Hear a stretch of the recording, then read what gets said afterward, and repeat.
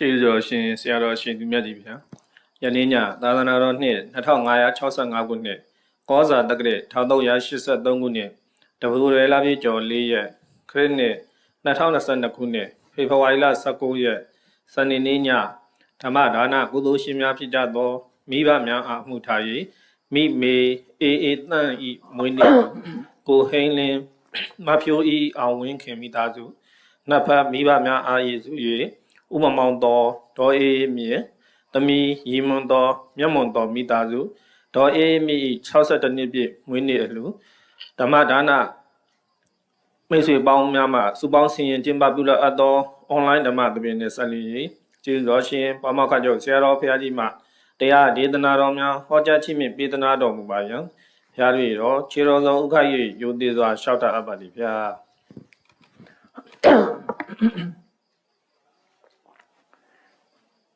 သာသနာတော်နှစ်2565နှစ်ဩဇာတက္ကရာ1383ခုနှစ်ဒိုရလာပြီကျော်4ရက်2022ခုနှစ်ဖေဖော်ဝါရီလ19ရက်စနေနေ့၌အွန်လိုင်းမှာဟောကြားအပ်သောတန်တရားနှင့်နိဗ္ဗာန်အပိုင်း1တရားဒေသနာတော်တန်တရားအကြောင်းနဲ့နိဗ္ဗာန်အကြောင်းဒီနှစ်ခုကဆက်ဆက်နေတာဖြစ်လို့တန်တရားရှိတာတန်တရားရှိတယ်လို့တန်တရားကထွက်ရလွတ်မြောက်ရနိဗ္ဗာန်ဆိုလည်းရှိဘုရားဘာသာမှာတော့တန်တရားနဲ့နိဗ္ဗာန်လို့ပါဠိစာပေမှာတန်တာရနဲ့နိဗ္ဗာန်တန်တာရရဲ့အကြောင်းကိုအနာမတေကောယဘိက္ခွေတန်တာရောလို့အနာမတေကသုတ်တံမှာတန်တရားအကြောင်းကိုဟောပြောခဲ့တာဖြစ်တယ်ပေါ့ဘာသာတိုင်းမှာတော်ပြများကတန်တရားရှိတယ်လို့လမ်းဆုံးပတ်တိုင်းနိဗ္ဗာန်ဆိုလည်းရှိကြတယ်သို့သောအခေါ်တော့မတူကြဘူးနိဗ္ဗာန်ကိုမောက္ခဆိုတဲ့အသုံးနဲ့လည်းသုံးတယ်လွတ်မြောက်ခြင်းဆိုတဲ့အဓိပ္ပာယ်အဲ့ဒါဘုရားဘာသာမှာတော့တန်တာရနဲ့နိဗ္ဗာန်သို့မဟုတ်မြန်မာလို့တန်တရားနဲ့နိဗ္ဗာန်ဒီနှစ်ခုမသားနာလဲဖို့လိုတယ်ပေါ့တန်တရားဆိုတာပါလေတို့ပြေလို့ရှင်တန်တရားဆိုတာခန္ဓာတို့ရဲ့ဖြစ်စဉ်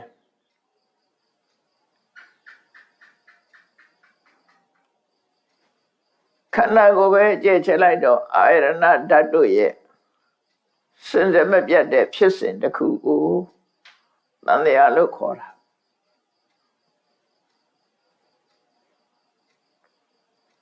လေပတ်ပြီးတော့ဖြစ်နေတာဖြစ်ပေါ်လာလိုက်ပျောက်ကွယ်သွားလိုက်ဖြစ်ပေါ်လာလိုက်ပျောက်ကွယ်သွားလိုက်နဲ့လူရဲ့တဏ္ဍမှာခန္ဓာ၅ပါးသည်ဖြစ်ပေါ်လာလိုက်ပျက်စီးသွားလိုက်ဖြစ်ပေါ်လာလိုက်ပျက်စီးသွားလိုက်တနည်းအားဖြင့်ပြောရင်ဘဝမှာမွေးဖွားလိုက်သေဆုံးလိုက်မွေးဖွားလိုက်သေဆုံးလိုက်နဲ့အဲ့ဒီစင်စမပြတ်တဲ့ဖြစ်စဉ်ကြီးကိုတန်တရားလို့ခေါ်တာပဲတန်တာရပြောင်းလဲနေတဲ့ဖြစ်စဉ်ကြီးထာဝရပြောင်းလဲနေတဲ့ဖြစ်စဉ်ကြီးလို့ပြောတာအဲ့ဒီထာဝရပြောင်းလဲနေတဲ့ဖြစ်စဉ်ကြီးဟာအနေကင်းသလားလို့ဆိုဘယ်အနေကင်းမှာတော့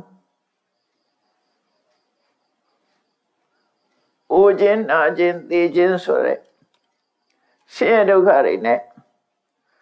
အ ਨੇ ဆုံးရင်ဆိုင်ကြရတာဖြစ်တယ်ပေါ့လူပဲဖြစ်ဖြစ်နတ်ပဲဖြစ်ဖြစ်ပြမပဲဖြစ်ဖြစ်ဝိဖွာလာပြီးနောက်အိုခြင်းနာခြင်းသိခြင်းနောက်ဆုံးမှသိဆုံးခြင်းဆိုတာတော့မလွဲမသွေရင်ဆိုင်ကြထာဝရတည်မြဲတဲ့ဘဝရဆိုတာမရှိဘူး ဒါကမရှောင်လွဲနိုင်တဲ့ဒုက္ခဘက်ကရှုတော့ငါပြောတာမသားနားလည်ရမှာတော့တန်တရားထဲမှာအဆိုးဆုံးဒုက္ခဆိုတာလဲကြုံခဲ့ပြီးပြီအကောင်းဆုံးချမ်းသာဆိုတာလဲခံစားပြီးပြီအဆိုးဆုံးနဲ့လဲကြုံတွေ့ရတာပဲအကောင်းဆုံးနဲ့လည်းပဲကြုံတွေ့ရတာမြတ်စွာဘုရားကိုယ်တိုင်ကနမတေကဒေသနာမှာ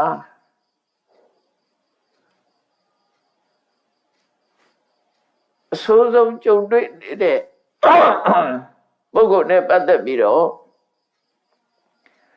ဒီလိုရှိနေရလာတဲ့တန်တရားကြီးမှာငါလည်းပဲကြုံတွေ့ပြီးရလို့စဉ်းစားလိုက်ပါချမ်းသာဒုက္ခခံစားနေတဲ့ပုဂ္ဂိုလ်တွေ့ရင်လည်းပဲဒီလိုရှိနေရတဲ့တန်တရားကြီးမှာငါလည်းချမ်းသာဒုက္ခကိုခံစားဘူးတယ်30ဘုံမှာအနာဂတ်ပုဂ္ဂိုလ်တွေသာဖြစ်နိုင်တဲ့သုဒ္ဓဝါဒ5ဘုံအဲ့ဒီသုဒ္ဓဝါဒ5ဘုံကလွဲရင်ကျန်တဲ့ဘုံတွေမရောက်ဘူးတဲ့ဘုံဆိုတာမရှိဘူးလူတိုင်းဟာရောက်ဘူးတဲ့ဘုံတွေကြီးပဲမသေးဘူးတဲ့နေရာဆိုတာလည်းမရှိဘူးမရောက်ဘူးတဲ့နေရာဆိုတာလည်းမရှိဘူးမစားဘူးတဲ့အစာဆိုတာလည်းမရှိဘူးဘုရားရှိလျာတဲ့တန်တရားကြီးတွေမှာအတွေ့အကြုံတွေကအဓမ္မစုံနေလို့မဖြစ်ဘူးတဲ့တဏ္ဍဝါဆိုတာလည်းရှိမှာမဟုတ်ဘုရားရှိလျာတဲ့တန်တရားကြီးမှာအချင်းချုပ်ပြောလိုက်ပဲဆိုရင်တို့တွေဟာအဆိုးဆုံးဒုက္ခကိုလည်းခံစားဘူးတယ်အကောင်းဆုံးချမ်းသာကိုလည်းခံစားဘူးတယ်ဘယ်ရာမှတန်တရားထဲမှာတည်မြဲတာမဟုတ်ဘူး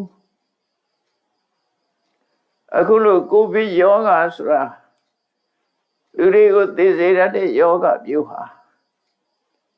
ဒီခေတ်ဒီကမ္ဘာမှာသာပေါ်တယ်လို့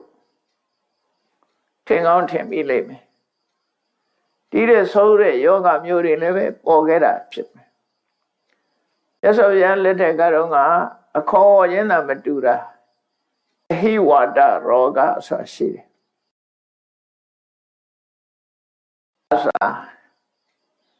အတိပ္ပယ်ဖွင့်တော့မာရိဗျာတိတဲ့မာရိဗျာတိဆိုတာသိစေတဲ့ယောဂလို့ပြောတာအဲ့ဒီယောဂဆိုရင်အသက်ရှင်တဲ့လူမရှိဘူးကိုယ်ပဲကုသခံရရင်သိဆုံးရတယ်ဆိုတာအကုန်လုံးသိတာမဟုတ်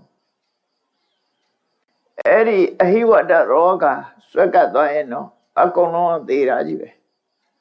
ပလိယောဂတို့လို့အမှန်ဆိုးတဲ့ယောဂမျိုးအဟိဝတ္တရောဂါလို့ခေါ်တာဒါဖျားလက်ထက်ကလည်းကြုံခဲ့တာပဲအဲ့တော့လောကမှာတန်တရားတွေမှာမဖြစ်ဘူးတဲ့ဆင်းရဲဒုက္ခမခံစားဘူးတဲ့ဆင်းရဲဒုက္ခမတွေ့ကြုံဘူးတဲ့ချမ်းသာဒုက္ခဆိုတာမရှိဘူးလို့ဒါကြောင့်လို့ပြောတယ်အဲ့ဒါရှင်နေရတဲ့တန်တရားမှာအတွေ့အကြုံတွေလည်းစုံလာပြီသို့တော့ဘာဖြစ်လို့တရားတွေဟာဒီလောက်စုံတဲ့တန်တရားထဲမှာအချိန်ချင်းကြုံတော့လည်းပဲ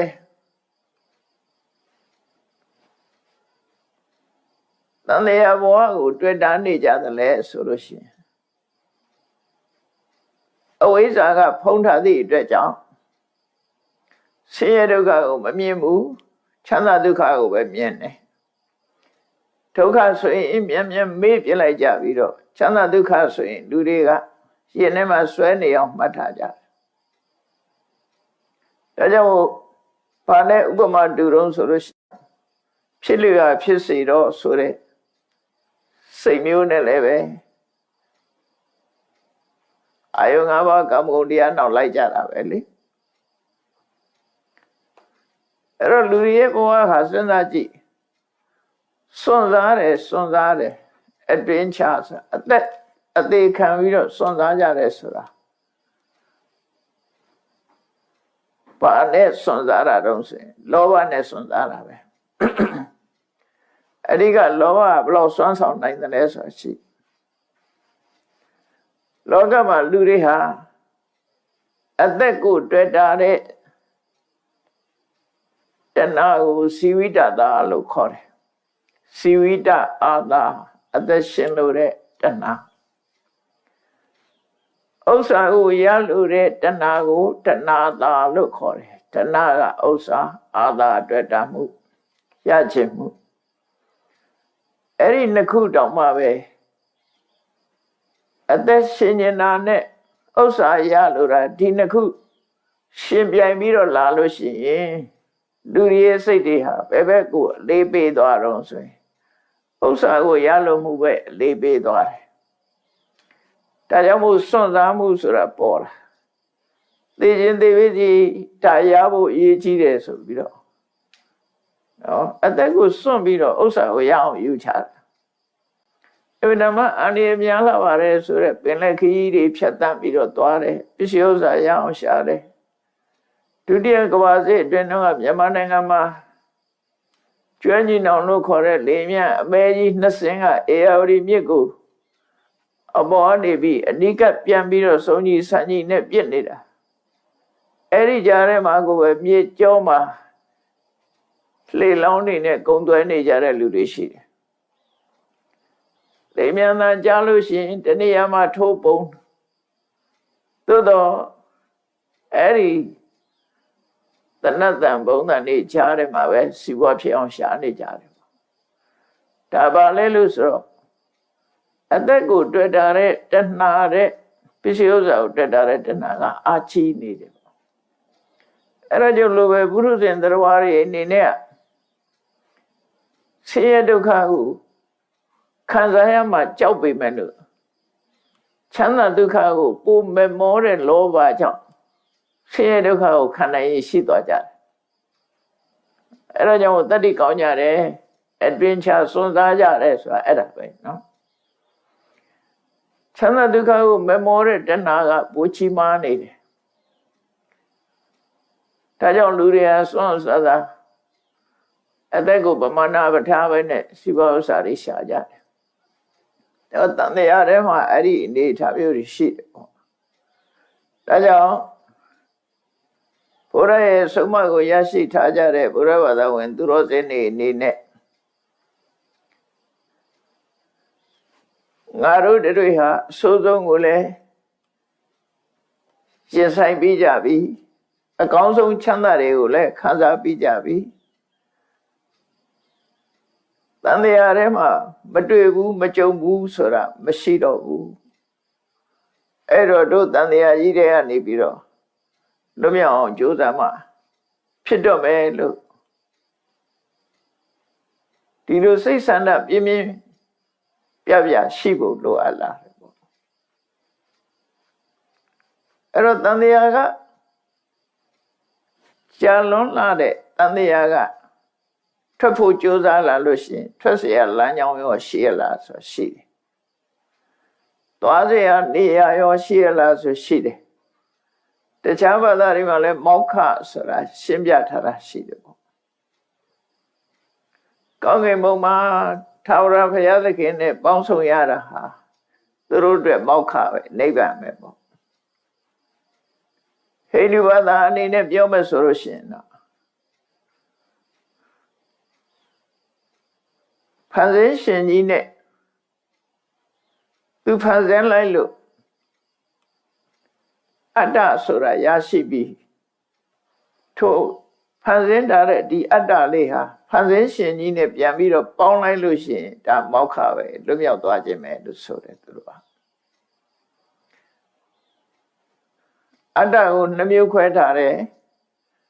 ဖန်ဆင်းတဲ့အတ္တကတစ်ခုအဲ့ဒါကိုပရမတ္တလို့ခေါ်တယ်ပရမတ္တမလို့ခေါ်တယ်သူကဖန်ဆင်းလိုက်လို့တတဝအသီးသီးမှာရှိတဲ့အတ္တကတစ်ခုအဲ့ဒီအတ္တတွေကြတော့အာတမန်လို့သုံးတယ်ပရတမန်နဲ့အာတမန်အင်္ဂလိပ်လိုတော့ဖန်ဆင်းရှင်ကို University Soul လို့ခေါ်ပြီးတော့ Universal Soul လို့ခေါ်ပြီးတော့ ဖန်ဆင်းတဲ့အတ္တတွေကိုတော့ individual soul လို့ခေါ်တယ်အဲ့ဒီ soul နှစ်ခုပြန်ပေါင်းသွားခြင်းဒီပင်လေမောက္ခလို့သူတို့ကယူဆတယ်ပေါ့နော်မောက္ခဖန်ဆင်းရှင်ကြီးကကိုယ့်ကိုဖန်ဆင်းတယ်လို့သိလိုက်တာဒီပင်လေဝိဇ္ဇာဉာဏ်နဲ့သူတို့ပြမဆိုတဲ့ဖန်ဆင်းရှင်ကြီးအကြောင်းသိလိုက်လို့ရှင်ဝိဇ္ဇာဉာဏ်အဲ့ဒီပြမကြီးနဲ့ပြန်ပေါင်းစုံလို့ရှင်မောက္ခသူတို့တဲ့နိဗ္ဗာန်ပဲအမျိုးမျိုးကြံစီကြတာပေါ့နော်တန်တရားရဲ့ဆိုးချိုးတွေကိုတော့ကောင်းကျိုးဆိုးချိုးတွေကိုတော့ဘာသာတိုင်းကလက်ခံထားပြီးသားဖြစ်တယ်သို့တော့ထိုတန်တရားကလွတ်မြောက်တဲ့လွတ်မြောက်ပုံလွတ်မြောက်နည်းသတ်မှတ်ချက်ကြတော့ကွဲပြားခြားနာတယ်ရသော်ဘုရားကတော့ဘုရားဘာသာရဲ့ရှုံကြည်ကိုးကွယ်တဲ့ရသော်ဘုရားအနေနဲ့ကတော့တန်တရားကထွက်ပေါက်ဆိုတာကိုတွေ့တမှုကင်းမှတန်တရားကထွက်ပေါက်ရမယ်ဆိုတာဟောပြောထားတာဖြစ်တယ်အဲ့တော့တွေ့တမှုမရှိဘူးဟာအရေးကြီးဆုံးဖြစ်လို့နိဗ္ဗာန်ဆိုတဲ့စကားလုံးကိုပဲနိဝါဏတွေ့တမှုကလွတ်မြောက်ခြင်းဆိုတဲ့အဓိပ္ပာယ်နဲ့ပေးထားတာဖြစ်တယ်တန်တရားနဲ့နိဗ္ဗာန်ခန္ဓာ၅ပါးတို့ရဲ့စင်စမပြတ်ဖြစ်နေတာကတန်တရားတွေ့တမှုကလွတ်မြောက်သွားရဖြစ်တဲ့အရာကနိဗ္ဗာန်လို့အဲ့တော့အဲ့ဒီနိဗ္ဗာန်ကိုဘာနဲ့သွားမလဲလမ်းစဉ်ရှိဖို့လည်းလိုအပ်တယ်တန်တရားကထွက်ခြင်းလို့ထွက်ခြင်းနဲ့ဆန္ဒရှိအောင်တော့ဘယ်လိုထွက်ရမလဲဘာတွေလုပ်ပြီးထွက်ရမလဲဘာနဲ့ထွက်ရမလဲဆိုတာဒါဟာအရေးကြီးသိဖို့ဘုရားရဲ့ဆုံးမမှာတော့တန်တရားကထွက်ခြင်းဘယ်လိုထွက်ရမလဲဆိုတာလမ်းစဉ်နဲ့လှုပ်ထုံးကိုအတိအကျညွှန်ပြဆုံးမထားတာရှိတယ်ပေါ့သို့တော့အဲ့ဒါလွယ်သလားလို့ဆိုမလွယ်ဘူးခက်ခဲတယ်နိဗ္ဗာန်ကိုသွားတယ်ဆိုတာဟာတန်တရားကနေနိဗ္ဗာန်ကိုသွားတယ်ဆိုတာရိုးရိုးရင်နေစီးပြီးတော့သွားလို့မရဘူး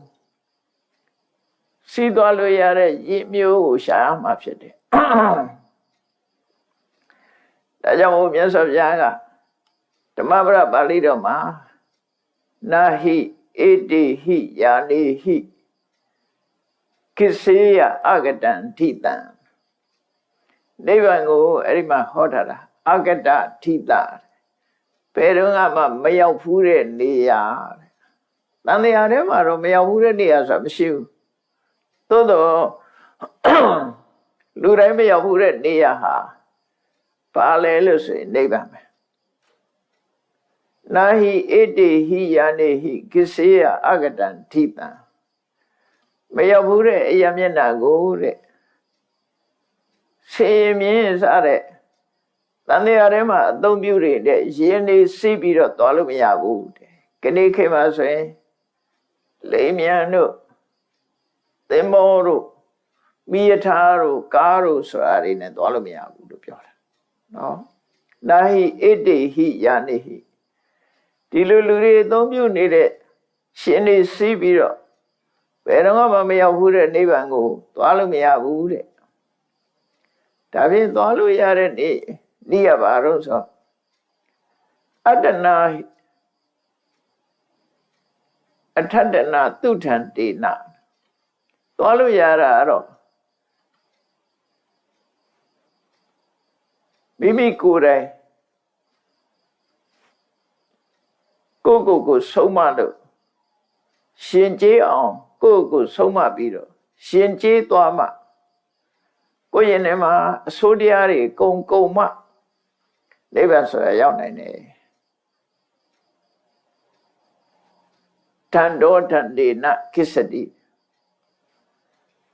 တကယ်ကိုလောဘဆိုတဲ့မယဉ်ကျေးမှုတွေဒေါသဆိုတဲ့မယဉ်ကျေးမှုတွေကိလေသာဆိုတဲ့မယဉ်ကျေးမှုတွေအားလုံးအဆိုးတရားတွေကိုဖယ်ရှားပြီးလုံးဝယဉ်ကျေးတဲ့အဆင့်ရောက်သွားပြီအဲ့ဒီယဉ်ကျေးတဲ့အဆင့်ရောက်တဲ့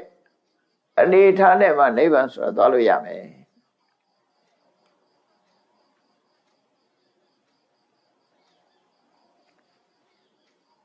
အဲ့တော့ဒီလိုသွားလို့ရတယ်ဆိုတော့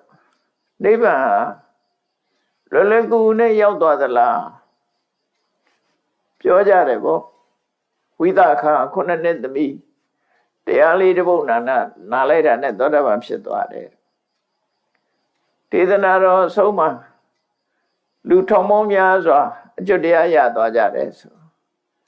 ဒီစာတွေဖတ်ရရင်တော့နိဗ္ဗာန်ကိုအလွယ်လေးနဲ့ရောက်သွားတယ်လို့ထင်မိကြမှာပဲသိကြတယ်တကယ်တော့နိဗ္ဗာန်ရဖို့ဆိုတာမလွယ်ဘူးဝိသခာခုနှစ်နှစ်သမီးနဲ့တရားနာယုံနဲ့သောတာပန်ဖြစ်သွားတယ်ဆိုတာကဘာတသိန်းကြာအောင်ပါရမီတွေလုပ်ခဲ့ရတာဖြစ်တယ်ပေါ့ကျင့်ငယ်ကြံငယ်အထုတ်ခဲ့ရတာတွေနော်ကသောဘုရားလက်ထက်မှာဆိုရင်ကိမင်းကြီးရဲ့သမီးတော်ခုနှစ်ဖော်ထဲမှာဝိသခာပါခဲ့တယ်အဲ့တော့ကလည်းကျင့်ကြံကြုတ်ကိုအထုတ်ခဲ့ရတယ်ဘဝမှာကျင့်ကြံကြုတ်ကိုအထုတ်မှုမြောင်များစွာဆောင်ရွက်ပြီးတော့မှကဘာတသိန်းဆိုတာနဲရမဟုတ်ကဘာတသိန်းဆိုတာဘဝတသိန်းကိုပြောတာမဟုတ်ဘူးဘဝဟာခရီးချီတန်းချီမကအများကြီးဘဝပေါင်းများစွာရည်နှီးပြီးတော့မှနိဗ္ဗာန်ရလို့အလွယ်တကူနဲ့ရတာမဟုတ်ဘူးလို့သူဆိုရမယ်မြတ်စွာဘုရားတိတိလင်းလင်းဟောထားတာရှိတယ်နာယိတံတိဋ္ဌိလမာရဗ္ဗနာယိတံအပိနထာမတာနိဗ္ဗာန်မတိကံတဗံသဗ္ဗဒုက္ခပမောစနသဗ္ဗဒုက္ခပမောစနဒုက္ခအလုံးကလွတ်မြောက်သွားတဲ့နိဗ္ဗာန်ဆိုတာရဖို့အတွက်တဲ့နာယိတံတိဋ္ဌိလမာရဗ္ဗတင်းချင်းမဟုတ်ပဲနဲ့ပေါ်ရောအလုံးလုံးယုံနဲ့မရောက်နိုင်ဘူးတဲ့ပေါ်လောဝိရိယမျိုးနဲ့မရောက်ဘူးတဲ့နာယိတံအပိနထာမတာစွန့်ရည်တတိအနည်းငယ်လေးနဲ့လည်းနိဗ္ဗာန်မရောက်နိုင်ဘူးစွန့်ရည်တတိအပြည့်အဝနဲ့မှနိဗ္ဗာန်ရောက်နိုင်တယ်နာယိတံတိဋ္ဌိလမာရဗ္ဗတော်စောရောစွာပေါ်ရောနေထိုင်ုံနဲ့နိဗ္ဗာန်ဆိုတာမရဘူးအပိနဓမ္မတာစွန့်ရည်တတိနည်းနည်းလေးနဲ့လည်းနိဗ္ဗာန်ဆိုတာမရောက်ဘူးတဲ့အဲ့ဒီနိဗ္ဗာန်ရောက်မှဒုက္ခခတ်သိမ်းကလွတ်မြောက်မှာဖြစ်တယ်မြတ်စွာဘုရားအဲ့ဒါလို့ဟောထားတာအဲ့လိုဟောထားတော့နိဗ္ဗာန်ကိုလွယ်ကူနဲ့ရောက်တယ်ဆိုတာမဟုတ်ဘူးဘုရားမကြိုးစားရမယ်တန်တရားဆိုတာကရေစုံခရီးနဲ့တူတယ်နိဗ္ဗာန်ဆိုတာရေဆန်ခရီးပဲဖြစ်တယ်အစုံနဲ့အဆန်ဆိုတာအဆန်ဟာကျိုးပန်းအထုတ်ကြရတာအစုံဆိုတာတော့အသာလေးမျောချရုံနဲ့ပဲလျှောက်သွားတာဖြစ်တယ်ကျိုးပန်းအထုတ်เสียမလို့ဘူးလို့အဲ့တော့တန်တရားနဲ့နိဗ္ဗာန်ဆိုတန်တရားထဲမှာခန္ဓာတွေဟာစစမပြတ်ဖြစ်တယ်ကြောင်းမြန်ကြည့်လိုက်မဲ့ဆိုရင်နိဗ္ဗာန်မှာခန္ဓာတွေဖြစ်မှုမရှိတော့ဘူးတန်တရားထဲမှာအဖြစ်ရှိတယ်နိဗ္ဗာန်မှာအဖြစ်မရှိဘူးတန်တရားမှာခန္ဓာရှိတယ်နိဗ္ဗာန်မှာခန္ဓာမရှိဘူးအဲ့တော့ဒီလိုခက်ခဲတဲ့နိဗ္ဗာန်ကိုသွားဖို့ဆိုတဲ့နေရာမှာမြတ်စွာဘုရားက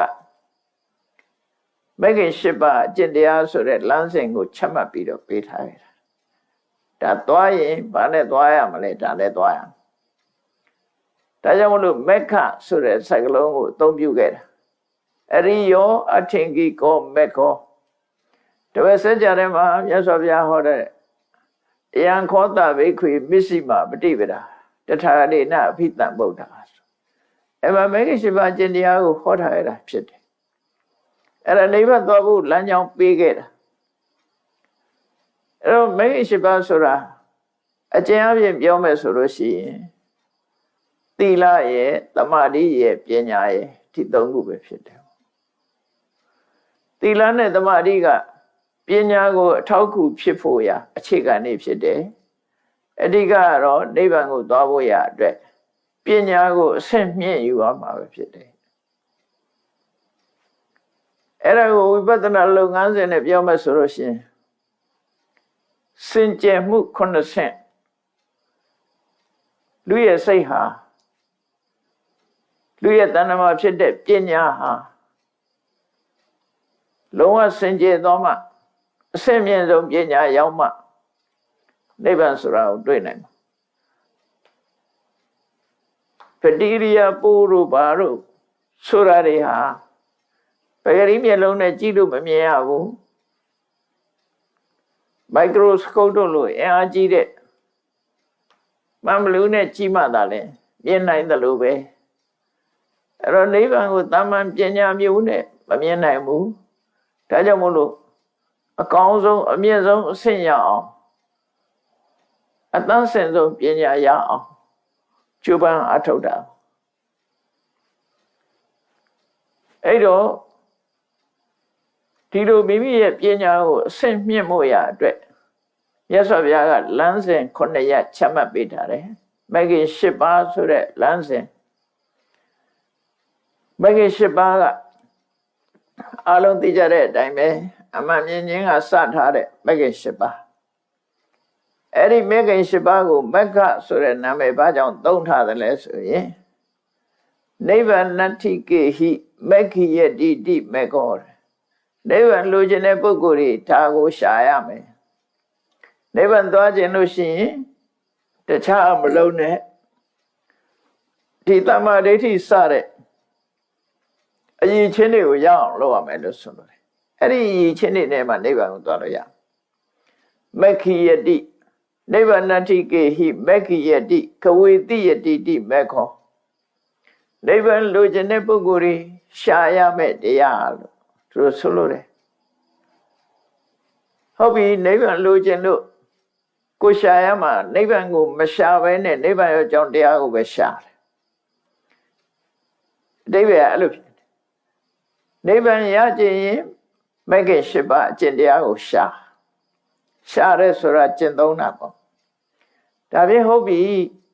နိဗ္ဗာန်ရခြင်းလို့မဂ္ဂင်၈ပါးရှာတယ်ဆိုရင်မဂ္ဂင်၈ပါးတွေ့တော့နိဗ္ဗာန်ကိုဘယ်သူကရှာဖွေပေးမှာတော့ဆိုသူတို့ကပဲရှာဖွေပေးမှာနော်နိဗ္ဗာန်မဂ္ဂတိကဝေတတိတိမေကောသူများကလာရှာပေးမှာမဟုတ်ဘူးကိုရှာလို့ရလာတဲ့ဒီမဂ္ဂင်၈ပါးကပဲနိဗ္ဗာန်ကိုရှာပေးမှာစိတ်ပူစရာမလိုဘူးနော်မဂ္ဂင်၈ပါးအကျင့်တရားရလိုက်တာနဲ့နိဗ္ဗာန်ကိုသူတို့ကရှာပေးလိုက်မယ်အဲ့တော့နိဗ္ဗာန်ရှာပေးတယ်ဆိုတာဘယ်လိုနည်းနဲ့ရှာပေးတာတုံးလို့ဆိုရင်နောက်တတိယအဓိပ္ပာယ်ကိုကြည့်ဖို့မက္ခဆိုတဲ့စကားလုံးလေးမှာမရဲ့ခရဲ့နှစ်ခုရှိတယ်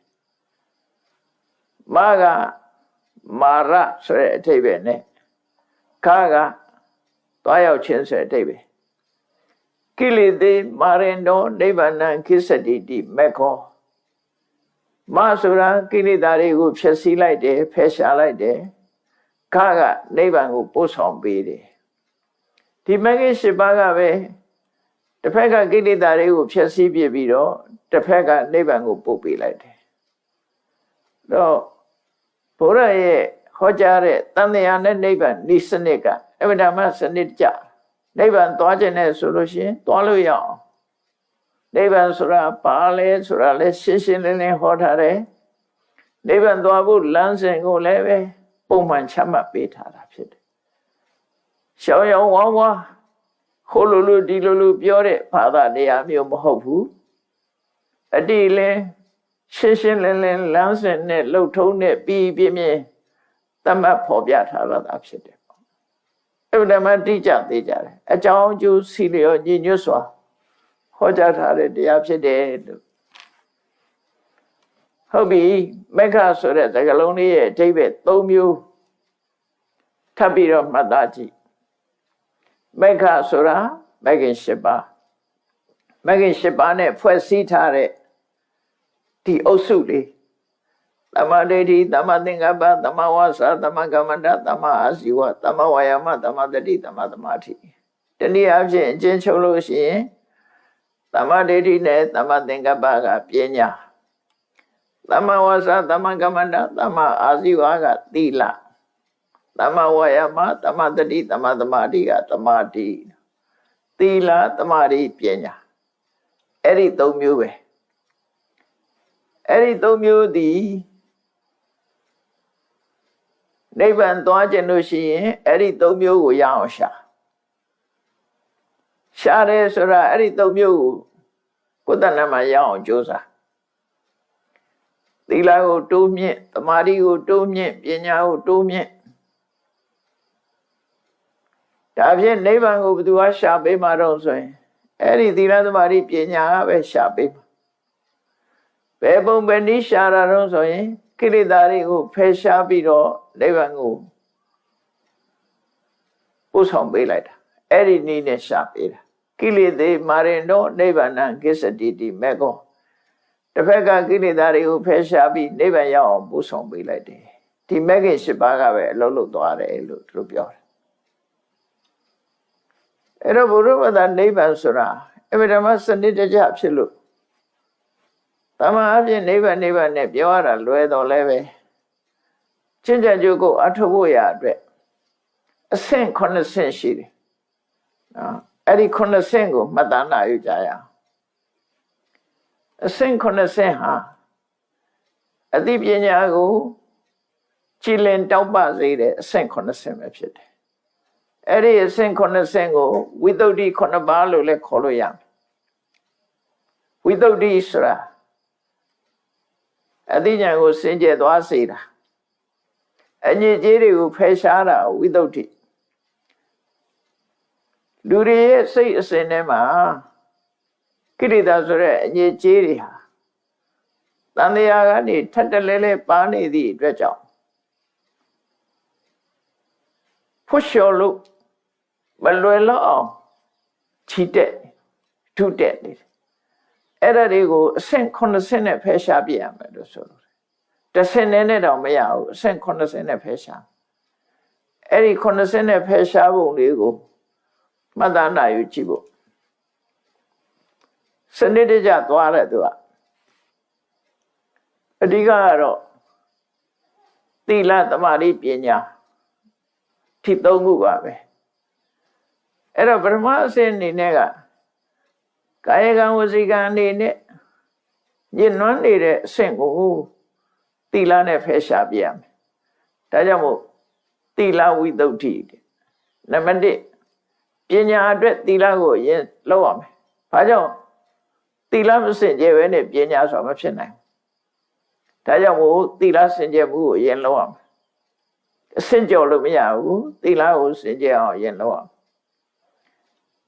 အဲ့ဒီစင်ကြယ်တဲ့သီလကိုသီလဝိသုဒ္ဓိလို့ခေါ်တယ်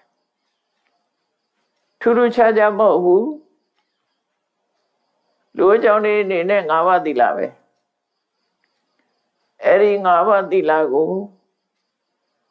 တကယ်ကိုမျက်မျက်နှုံနှုံအသက်တဲ့တမိုးထားပြီးတော့လုံးဝအစွမ်းထင်မရှိအောင်စင်ကြယ်အောင်ကြိုးစားအထောက်ရမယ်တော့သီလဝိသုဒ္ဓိဆိုတာပြောမယ်ဆိုရင်တော့လွယ်သေးအောင်နဲ့ဒီအဆင့်မှာပဲနိဗ္ဗာန်သွားဖို့ရအတွက်နိဗ္ဗာန်တက်ဖို့ရအတွက်ဒီအဆင့်မှာပဲလမ်းကျသွားနိုင်တယ်နော်ဒီအဆင့်မှာပဲလမ်းကျကုန်တာပဲသီလကိုစင်ကြယ်အောင်လုပ်ရမယ်ဒါပေမဲ့သီလစင်ကြယ်တာကဘလို့အကျိုးရှိတာတော့ဆိုရင်သီလအဝိပတိတာရရတယ်ကိုချက်သီလစင်ကြယ်ပြီဆိုရင်အဲ့ဒီလူဟာစိတ်နှလုံးအေးချမ်းတယ်စိတ်နှလုံးချမ်းသာတယ်စိတ်နှလုံးကြည်သာတယ်လို့ပြောတယ်ဝိပတိတာရဆိုတာပြန်တွေးလိုက်လို့ရှိရင်စိတ်ထဲမှာမချီလင်ဘူးမဟုတ်တာလှုပ်ထားတဲ့လူကပြန်တွေးလိုက်လို့ရှိရင်စိတ်ထဲမှာမချီမလင်ဖြစ်တယ်သီလဆောက်တည်ထားတဲ့ပုဂ္ဂိုလ်ကသီလပြည့်စုံပြီဆိုလို့ရှိရင် ကိုယ်သီလကိုပြန်စဉ်းစားလိုက်ရင်စိတ်ထဲမှာကြည်လင့်သွားတယ်နော်ဝိပတိတာရဆိုတာဝိဆိုတာဖောက်ဖောက်ပြန်ပြန်ပတိတာရကပြန်အောင်မေ့တာပြန်တွေးလိုက်တိုင်းစိတ်ညစ်စရာတွေဖြစ်တယ်သီလရှိတဲ့ပုဂ္ဂိုလ်ဟာပြန်တွေးလိုက်တိုင်းစိတ်ချမ်းသာစရာဖြစ်တယ်သီလပြည့်ပြီဆိုရင်ပြန်တွေးလိုက်တိုင်းစိတ်ညစ်စရာဖြစ်တယ်ငါပါဏာတိပါဒမလုပ်ဘူးငါသိရင်ငရဲများကြမလားအာဒိဏဒါနမလုပ်ဘူးကာမိတုမလုပ်ဘူးဘုဒ္ဓဝါဒမလုပ်ဘူးသူရမေရိယမလုပ်ဘူးနောင်ဘဝများပြန်တွေးလိုက်လို့ရှိရင်ကိုယ်သီလကိုပြန်တွေးလိုက်လို့ရှိရင်ကျိုးပေါက်ပြောက်ကျန်းနေတဲ့သီလပြန်တွေးလိုက်တိုင်းစိတ်မချမ်းသာမှုကိုဖြစ်စေတယ်သီလပြည့်စုံပြီဆိုလို့ရှိရင်ပြန်တွေးလိုက်တာနဲ့ငါသီလစင်ကြယ်တယ်ဆိုပြီးပြန်တွေးလိုက်တိုင်းစိတ်ထဲမှာကြည်နူးဝဲရဖြစ်တယ်ဝိပတိတာရဝိပတိတာရကရှုပ်ပြည့်ဆင်းပြည့်ပြန်လိအောင်မေ့မှုစိတ်ပြည့်စရာပြန်လိအောင်မေ့မှုအဝိပတိတာရဆိုတာစိတ်ချမ်းသာစရာပြန်လိအောင်မေ့မှုဟုတ်ပြီစိတ်ချမ်းသာပြီဆိုရင်နောက်ကဘာဖြစ်လာတော့ဝမ်းမြောက်တယ်ဗမောဇ္ဇဆိုတဲ့ဝမ်းမြောက်မှုဖြစ်တယ်ဝမ်းမြောက်တော့ဘာဖြစ်တော့ဆိုပီတိနှစ်ချိုင်းမှုတွေဖြစ်လာတယ်ပီတိဖြစ်တော့ဘာဖြစ်တော့ဆိုရင်ပတ္တတိကိုယ်ရောစိတ်ရောငြိမ်းချမ်းသွားအေးချမ်းတယ်ကိုယ်ရောစိတ်ရောငြိမ်းချမ်းနေတယ်ပတ္တတိဘာဖြစ်တုံးဆိုပတ္တတိဖြစ်တော့ဘာဖြစ်တော့ဆိုဒုက္ခစိတ်ချမ်းသာမှုကိုခံစားရတယ်စိတ်ချမ်းသာတော့ဘာဖြစ်လဲဆိုရင်ဒုက္ခိနောစိတ်တံသမာဓိယတိ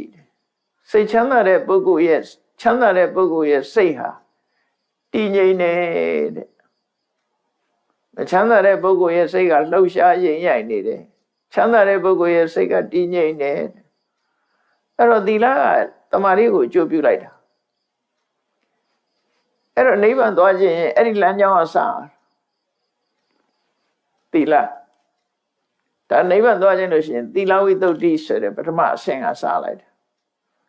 အဲ့တော့သီလဝိတ္တုကနိဗ္ဗာန်ကိုပို့ပေးလာလို့ဆိုပို့ပေးနိုင်မှု तू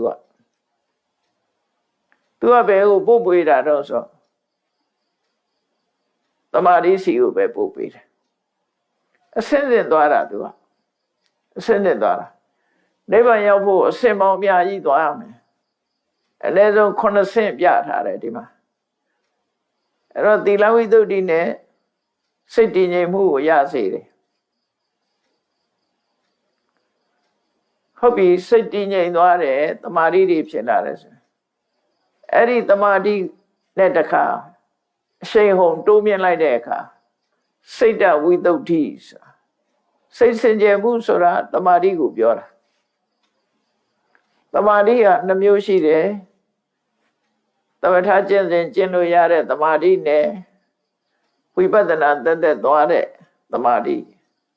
3ခုမှတ်သားရမယ်ခဏိကသမာဓိဥပ္ပစာရသမာဓိအပ္ပနာသမာဓိ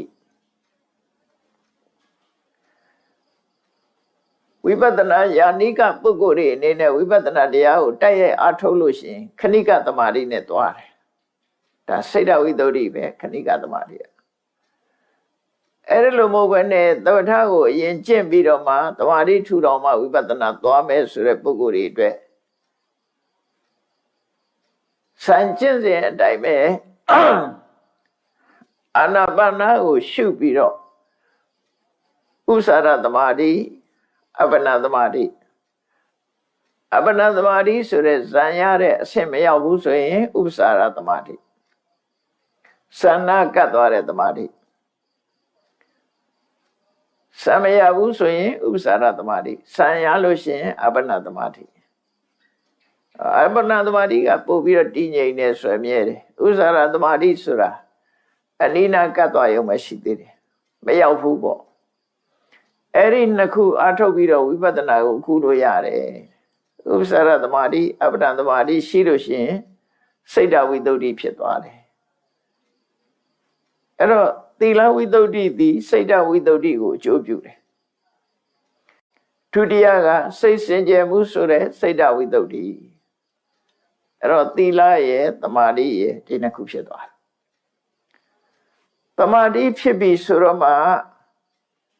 သမာဟိတောယထာဘုဒ္ဓံသာနာတိပတ္တိသမာဓိရှိတဲ့ပုဂ္ဂိုလ်ကသာလဲ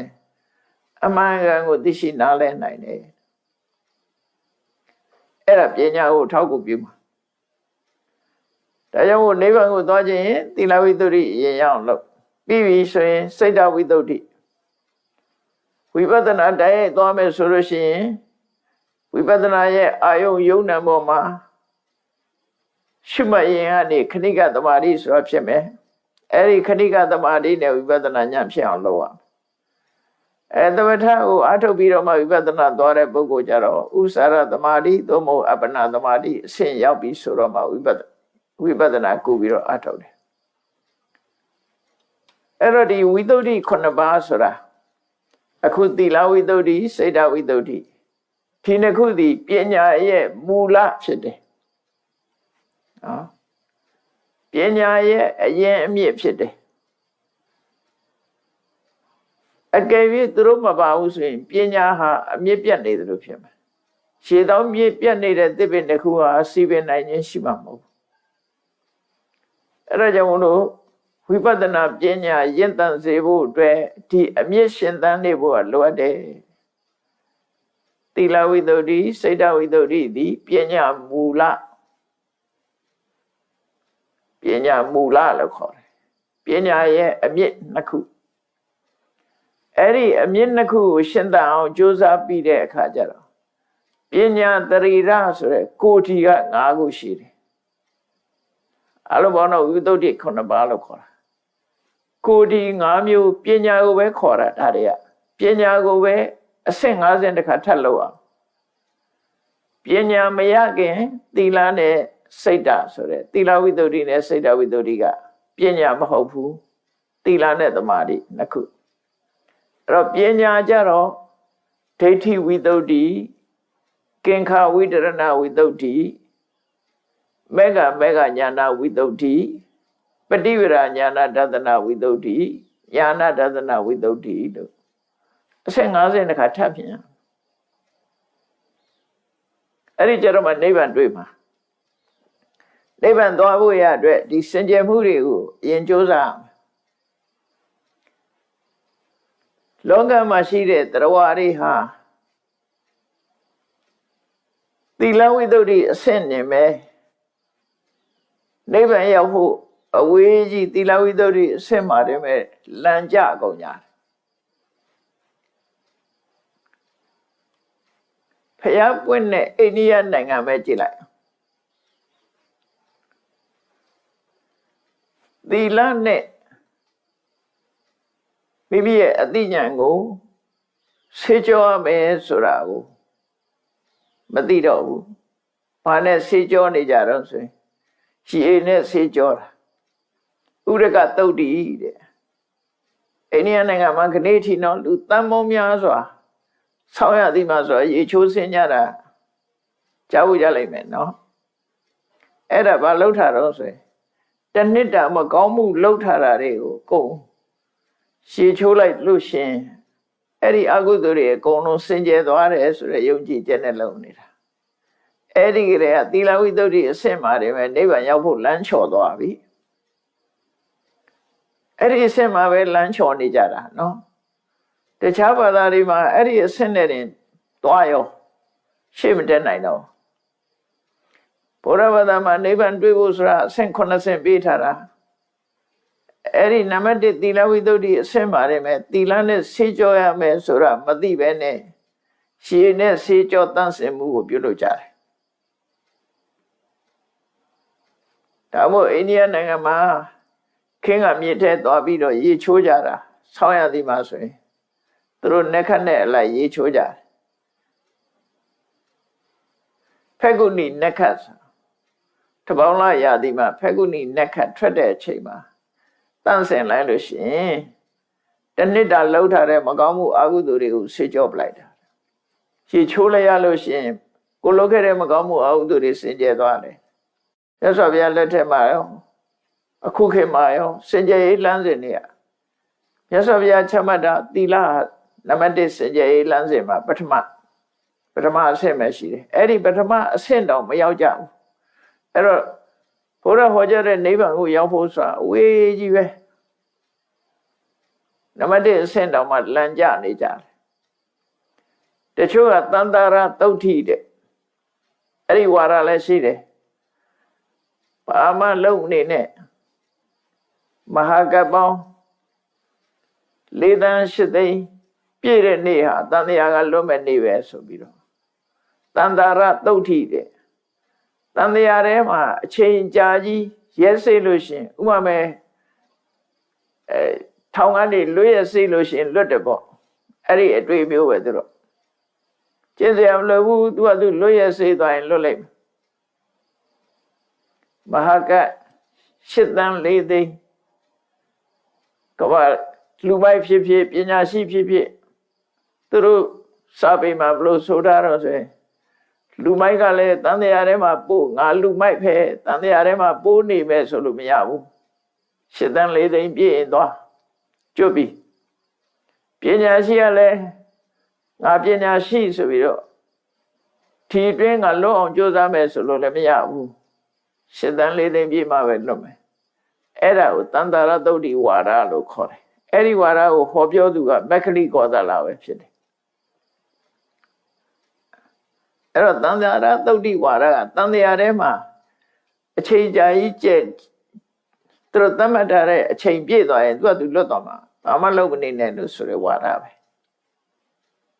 တော့အဲ့ဒီမှာတည်းမဲ့သူကရှုံးသွားပြီနောက်တစ်ခုကတော့အာဟာရသုတ်တိတဲ့ဖျားလာတော့တောထွက်ပြီးတဲ့အခါမှာအစာအာဟာရတွေကိုနည်းနည်းစားပြီးတော့အစာဖြတ်ပြီးတော့ကျင့်မှုကြိုးစားခဲ့သေးတာလေအဲ့ဒါဘာလို့ကြိုးစားတာတော့ဆိုရင်အစာဖြတ်ခြင်းအပြင်လည်းပဲစင်ကြယ်နိုင်တယ်ဆိုတဲ့အယူဆအရကြိုးစားတာအဲ့ဒါကိုအာဟာရသုတ်တိလို့ခေါ်တယ်အာဟာရဖြင့်တန်တရားဝကလွတ်နိုင်တယ်ဆိုတဲ့အကျင့်ပဲအာဟာရဖြင့်စင်ကြယ်စေနိုင်တယ်ဗမာပြည်မှာလည်းပဲဘုရားဟောတာတော့မဟုတ်ဘူးမိလွတ်စားတယ်ဆိုပြီးတော့စားနေတဲ့လူတွေလည်းရှိတာမိလွတ်စားတယ်ဆိုတာအသီးတွေပဲစားတယ်ပေါ့နော်အဲ့ဒါနဲ့တန်တရားဝကလွတ်တယ်လို့ရှုဆရင်တော့ဒါမှန်ကန်မှုရှိမှာမဟုတ်ဘူးသီလထဲမှာလည်းမပါဘူးနော်မှန်ကန်မှုမရှိနိုင်တချို့လည်းတတ်တယ်လို့စားပြီးတော့ကျင့်တယ်ဒါအာဟာရနဲ့ပတ်သက်ပြီးတော့တတ်တယ်လို့စားရင်နိဗ္ဗာန်ရတယ်ဆိုပြီးတော့ထင်ပြီးတော့ကျင့်မယ်ဆိုလို့ရှိရင်လေဒါလည်းမှန်ကန်မှုမရှိဘူးအာဟာရသုတ်တိဆိုအဲ့ဒါနဲ့လည်းမဟုတ်ဘူးတဲ့အဲ့ဒီနည်းကလည်းပဲစင်ကြယ်တဲ့လမ်းစဉ်မဟုတ်ဘူးလို့မြတ်စွာဘုရားသူမျိုးစုံစမ်းသပ်ပြီးသားမြတ်စွာဘုရားသုတ်တန်တစ်ခုမှဟောတာအာဟာရသုတ်တိနဲ့တန်တရားလွတ်မဲ့ဆိုရင်ငါဟာဒီအာဟာရမျိုးစုံနဲ့ကျင့်ပြီးတော့နေထိုင်ခဲ့ဘူးတဲ့ဒါပြသူတို့ပြောတာတွေအကုန်စမ်းသပ်ပြီးသားမဟုတ်ဘူးတန်တာရသုတ်တိလည်းမဟုတ်ဘူးအာဟာရသုတ်တိလည်းမဟုတ်ဘူးခုနကဥရကသုတ်တိရေချိုးလို့ရှင်းလည်းပဲအကုသိုလ်အညစ်အကြေးတွေအကုန်စင်နေဆိုတာလည်းမဟုတ်ဘူးအကယ်၍ရေချိုးလို့အကုသိုလ်တွေတန့်စင်စင်ကြယ်မဲ့ဆိုရင်ရှည်ထဲမှာရှိတဲ့ငါးတွေမိချောင်းတွေကလည်းပဲအကုသိုလ်ကလွတ်ကုန်မှာပေါ့ရှည်တရားဝါတွေကအမြဲတမ်းရေချိုးနာပဲလေသူတို့ကြတော့ဘာလို့မလွတ်လဲဒါလည်းပဲရှုပ်တိမရှိတဲ့ကျင့်စဉ်တစ်ခုပဲလို့ဥရကသုတ်တိဆိုတာအဲ့တော့လူတွေဟာတရားဝါတွေဟာနိဗ္ဗာန်ဆိုတဲ့တကယ်လွတ်မြောက်တဲ့အဆင့်ကိုမှန်မှန်ကန်ကန်မသိနိုင်တဲ့အတွက်ကြောင့်မမှန်ကန်တဲ့လမ်းစဉ်တွေပေါ်မှာယုံကြည်ပြီးတော့နိဗ္ဗာန်ဆိုတဲ့မောက္ခကိုရှားဖို့တော့ကြိုးစားကြတာပဲသူနည်းသူဟန်နဲ့ကြိုးစားကြတယ်သို့တော့လွဲချော်ကုန်ကြမရောက်နိုင်ဘူးလမ်းတွေမမှန်ဘူးမမှန်တဲ့လမ်းတွေကိုရှောက်လို့ရှိရင်ဘယ်တော့မှရောက်မှာမဟုတ်ဘူးလွဲချော်ကုန်ကြတယ် အဲ့တော့သီလဝိတ္တုဒ္ဓိဒိဋ္ဌိဝိတ္တုဒ္ဓိသီလဝိတ္တုဒ္ဓိစိတ်တဝိတ္တုဒ္ဓိအဆင့်မှာတယ်မဲ့အလုံးလမ်းကျသွားပြီဒါပညာမရောက်သေးဘူးနော်အဲ့ဒီအဆင့်နှစ်ခုနဲ့တယ်မဲ့နိဗ္ဗာန်နဲ့ဝေးကုန်ကြတယ်ပေါ့သူဆိုလို့တယ်ပေါ့နော်တန်တရားကလုံဖို့ဆိုပြီးတော့စိတ်တဝိတ္တုဒ္ဓိရအောင်ဆိုပြီးတော့ကျင့်တယ်မြတ်စွာဘုရားမပွင့်ခင်ကအာလာရကာရမတို့ဥဒကတို့ရမဗုဒ္ဓတို့ဆိုဥဒကရာစတာတော့သိတာအဲ့တော့သိခြင်းနဲ့မသိခြင်းအဝိဇ္ဇာနဲ့ပညာဒီနှစ်ခုဟာတန်တရားလဲဖို့အတွက်အဝိဇ္ဇာတန်တရားလဲနေတာအဝိဇ္ဇာနိဗ္ဗာန်ကိုရဖို့ကြတော့ပညာသမ္မာဒိဋ္ဌိအဲ့ဒီပညာကိုအဆင့်50နဲ့စင်ကြယ်အောင်ဝိပဿနာကျင့်စဉ်ကျင့်တဲ့အခါမှာလေ့ကျင့်အားထုတ်ယူရမှာဖြစ်တယ်အဲ့ဒီဝိတ္တုဒ္ဓိသီလစိတ်တဒိဋ္ဌိဝိတ္တုဒ္ဓိရဲ့ကင်္ခာဝိတရဏဝိတ္တုဒ္ဓိရဲ့မေဃညာဏတသနာဝိတ္တုဒ္ဓိရဲ့ပฏิပဒညာဏတသနာဝိတ္တုဒ္ဓိရဲ့ညာဏတသနာဝိတ္တုဒ္ဓိရဲ့အဲ့ဒီဝိတ္တုဒ္ဓိ5ပါးသည်ပညာရဲ့ကိုယ်တည်းပဲဖြစ်တယ်ပညာပဲဖြစ်တယ်ခုနသီလဝိတ္တုဒ္ဓိနဲ့စိတ်တဝိတ္တုဒ္ဓိကအမြင့်ပညာရဲ့အမြင့်ဒီ5ခုကပညာကိုယ်တည်းဖြစ်တယ်ဆိုပညာကိုပဲဒီအဆင့်50နဲ့စင်ကြယ်အောင်ကြိုးစားအထောက်အမှာဖြစ်တယ်လို့ဆိုလိုတယ်ပေါ့တရားချစ်ခင်သူတော်စင်ပြိဿအပေါင်းတို့စနစ်တကျလမ်းညွှန်ပြထားတဲ့ရသော်ဘုရားရဲ့နိဗ္ဗာန်ကိုသွားရလမ်းခရီးဟာအခြေခံအဖြစ်သီလနဲ့သမာဓိကစထားပြီးအသိပညာကိုအဆင့်50နဲ့တိုးမြင့်သွားတဲ့ဝိပဿနာကျင့်စဉ်ကိုဘယ်ပုံကျင့်ရမလဲဆိုတာနောက်ရက်ဒီမှာဆက်ပြီးတော့နာယူမှတ်သားကြပါ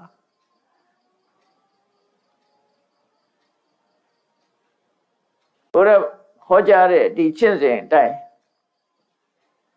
ရိုးရိုးကြည်ကြည်နဲ့လိုက်နာကျင့်သုံးနိုင်ကြမယ်ဆိုရင်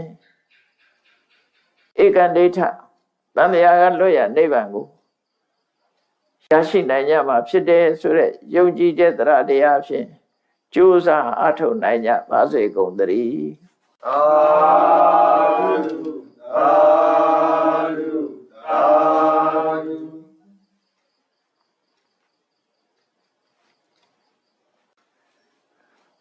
ရှိစေချာရအောင်ရှင်ဖေယ